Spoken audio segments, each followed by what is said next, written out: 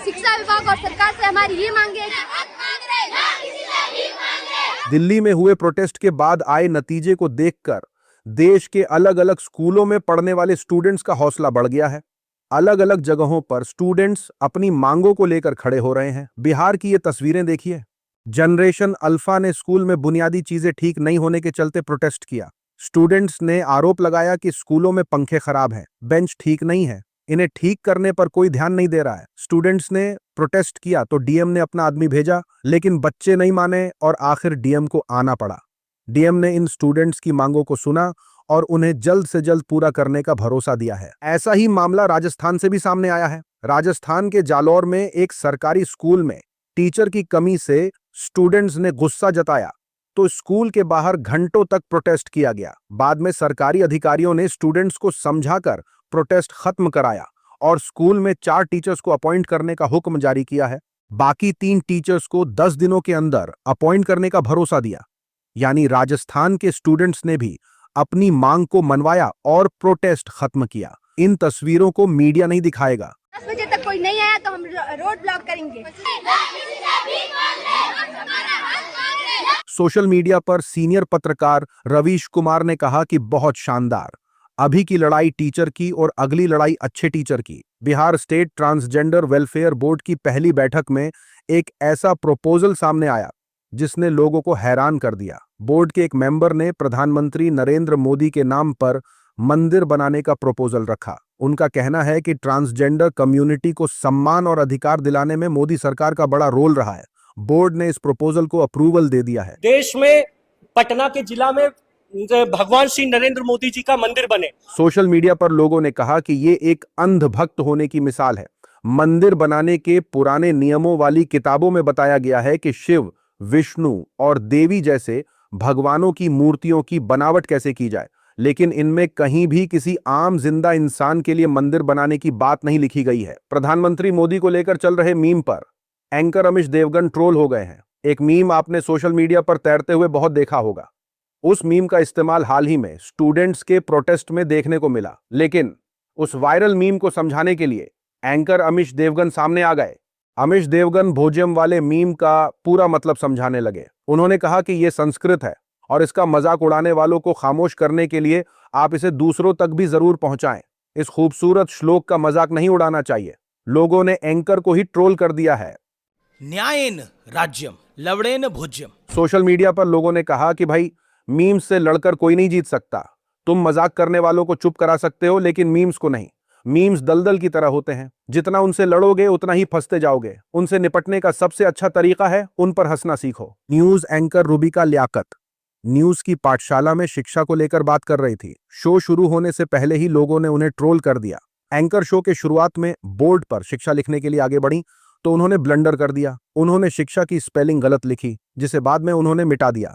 ये clip social media पर सामने आया है। वो ये सोशल मीडिया पर लोग एंकर को ट्रोल करते हुए कहने लगे कि जब पढ़ाई कम और वफादारी ज्यादा की हो तो दिमाग की नसें खराब हो ही जाती हैं। मोहतरमा हिंदी के सो कॉल्ड बड़े चैनल की बड़ी एंकराइन जो ठहरी। अगली अपडेट देखिए। कॉकरोच जनता पार्टी के प्रोटेस्ट में जिन स्टूडेंट्स ने प्रोटेस्ट किया और धर्मेंद्र प्रधान का इस्तीफा लिया, उन्हें पॉइंट आउट किया जा रहा है।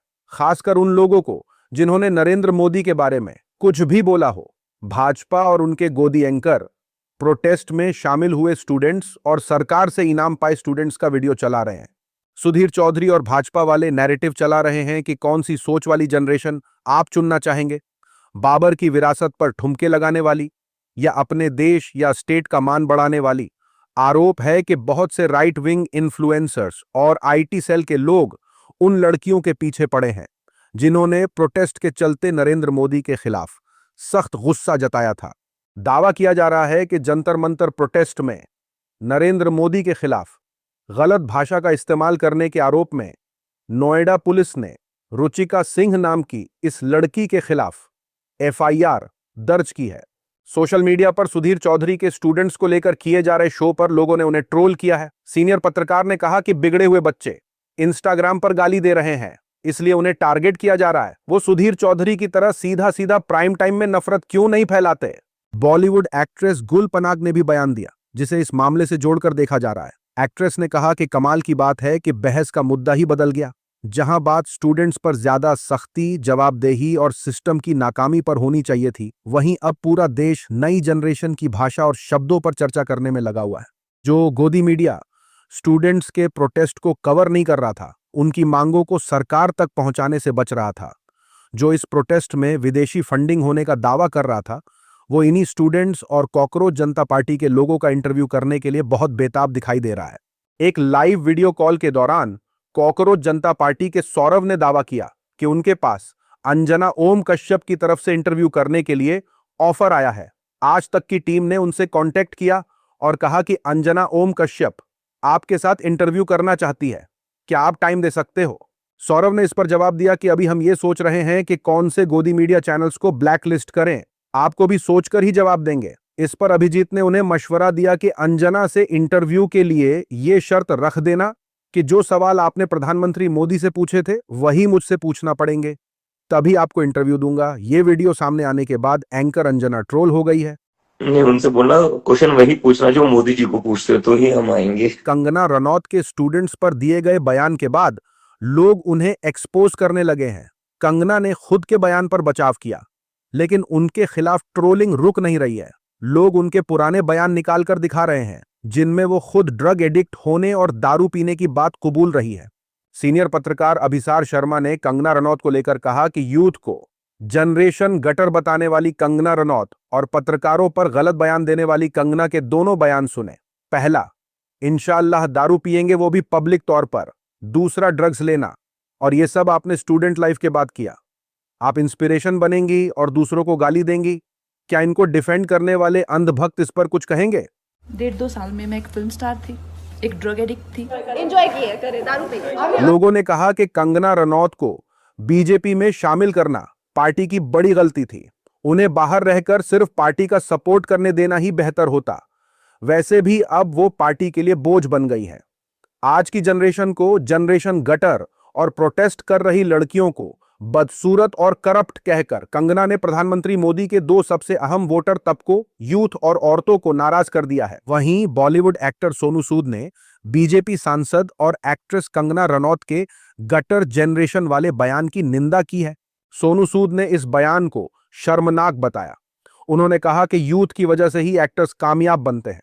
उन्होंने कंगना को सलाह दी कि ऐसा कोई भी बयान देने से पहले अच्छी तरह सोचें, क्योंकि किसी भी कलाकार की सबसे बड़ी ताकत जनता का प्यार और सपोर्ट होता है। एक्टर सुदेश बेरी ने हाल ही में नरेंद्र मोदी की जमकर तारीफ की। उन्होंने उन्हें भगवान विष्णु का अवतार बताया और कहा कि अगर मौका मिला तो वो उनके पैर धोकर उनका पानी पीना चाहेंगे।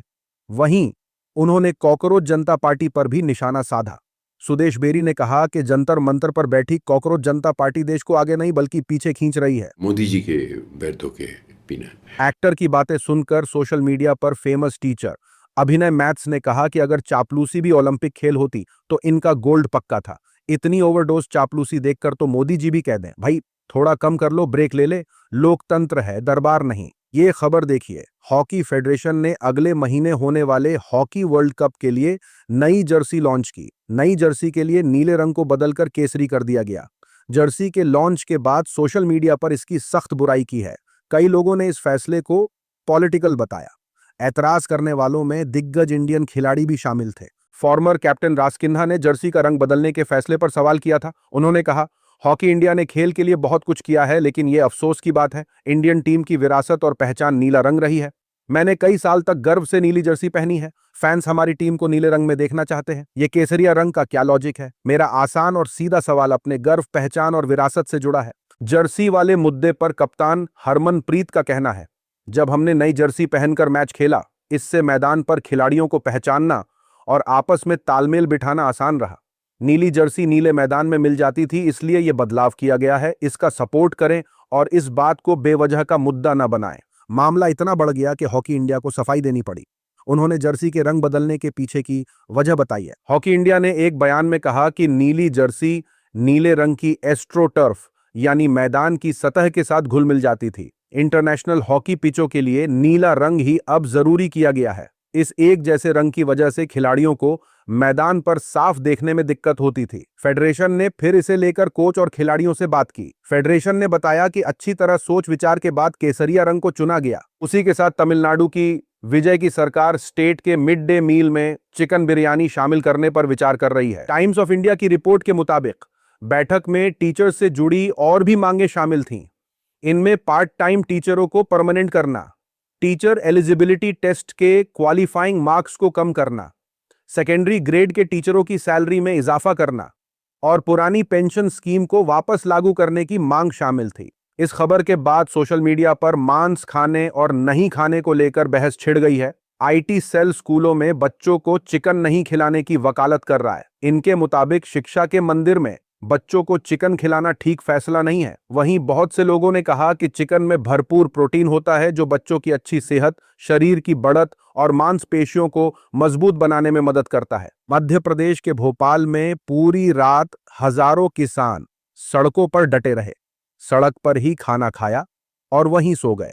किसानों ने सीएम हाउस की तरफ जाने का ऐलान किया। भोपाल कलेक्टर ने कई स्कूलों में छुट्टी कर दी। प्रोटेस्ट साइट से लेकर सीएम हाउस तक कई लेयर सिक्योरिटी की गई ताकि किसान वहां न पहुंच पाएं। किसानों की 3 बड़ी मांगे थीं कि मूंग फसल पूरे प्राइस में खरीदने की गारंटी मिले, दूसरा खाद मिलने वाले सिस्टम में सुधार हो और किसानों से जुड़े सभी मुद्दों पर ठोस फैसला हो। सरकार की तरफ से बातचीत का बुलावा आया और ज्यादातर मांगों को मान लिया गया। आंदोलन खत्म हुआ, यानी मध्य प्रदेश में किसानों ने सरकार को बैकफुट पर धकेल दिया है। सरकार को मजबूर होना पड़ा और किसानों के सामने झुकना पड़ा। सोशल मीडिया पर लोगों ने कहा कि इस नए भारत में सरकारें बिना आंदोलन के जनता की परेशानियां सुनती ही नहीं है। जब तक जनता सड़कों पर प्रोटेस्ट करने नहीं आती, सरकार अपनी जगह से हिलती नहीं है। आज के लिए इतना ही। अपनी राय सुझाव कमेंट में जरूर बताइए। मिलूंगा अगले वीडियो में, तब तक के लिए अपना ख्याल रखें।